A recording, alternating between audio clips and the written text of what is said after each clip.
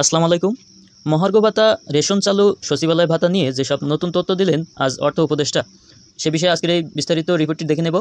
এখানে বলা হয়েছে আগামী 1 বা 2 সপ্তাহ আছে বাজেট ঘোষণার, সেখানে মহার্ঘ ভাতা ঘোষণা করা হবে। সম্প্রতি একটি জাতীয় দৈনিক পত্রিকায় দেওয়া সাক্ষাৎকারে বিষয়টি নিশ্চিত করেছেন অন্তর্বর্তী সরকারের অর্থ উপদেষ্টা ডক্টর সালেউদ্দিন আহমেদ। তবে কত শতাংশ মহার্ঘ ভাতা পাবেন সরকারি চাকরিজীবীরা, সে বিষয়ে কিছুই বলেননি তিনি।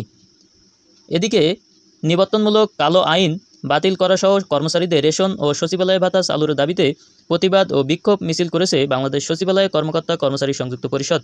রোববার সকাল থেকে বিক্ষোভ চলছে। সচিবালয়ে রেশন ভাতা নিয়ে ওই সাক্ষাৎকারে অর্থ উপদেষ্টা বলেন, আমরা চেষ্টা করব, তবে সচিবালয় ভাতা মহার্ঘ ভাতা একসঙ্গে ডাবল হয়ে যাবে। সচিবালয় ভাতা দেওয়া হলে বাইরে যারা সরকারি চাকরি করছে তারাও বলবে আমাদের ভাতা দেওয়া হলো না কেন। আসলে বাইরেও আমাদের অনেক অফিসার আছে, সচিবালয় ভাতা না দেওয়ার এটি একটি কারণ। তিনি আরও বলেন, আবার রেশন ভাতাও চাচ্ছে চাকরিজীবীরা। তাদের অর্থাৎ চাকরিজীবীদের যৌক্তিকতা হচ্ছে, রেশন সুবিধা পুলিশ ও বিজিবি পায়, আমরা কেন পাবো না। আসল কথা হচ্ছে এসব বাহিনী যুগ যুগ ধরে রেশন পাচ্ছে, আর তাদের ডিউটি কোনো স্বাভাবিক নয়।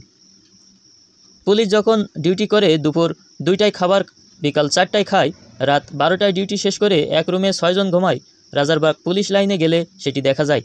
ওদের খাওয়া দাওয়ার কোনো ঠিক ঠিকানা নেই, ফ্যামিলির সঙ্গে যোগাযোগ নেই। এসব মানবিক কারণে তাদের ওই বিশেষ সুবিধা দেওয়া হচ্ছে। অর্থ উপদেষ্টা আরও বলেন, তবে সচিবালয়ের লোকজনও ভুক্তভোগী, আমরা সব দিতে পারবো কিনা দেখছি।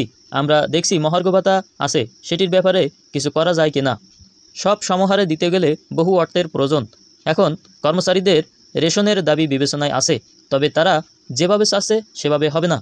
তো এই ছিল আজকে অর্থ উপদেষ্টা নতুন করে মহার্ঘ ভাতা ও রেশন চালুর বিষয়ে যে তথ্য দিলেন, সেই তথ্য সরকারি চাকরিজীবীদের জন্য আশা করি খুব শীঘ্রই মহার্ঘ ভাতা সহ আরও বেশ কিছু দাবি দেওয়ার বিষয়ে সরকার ইতিবাচক পদক্ষেপ নেবে, এমনটি প্রত্যাশা।